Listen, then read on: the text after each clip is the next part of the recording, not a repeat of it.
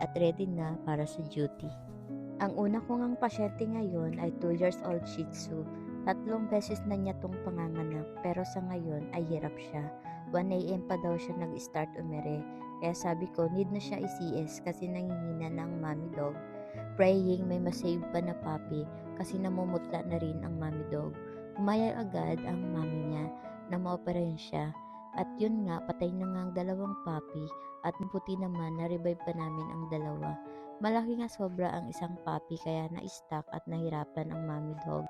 Naka-incubator nga ang 2 puppy kasi mahina pa at yung mommy naman ay safe na sa panganganak. Pero di ko muna pinauwi kasi gusto ko pa siyang maobserbahan.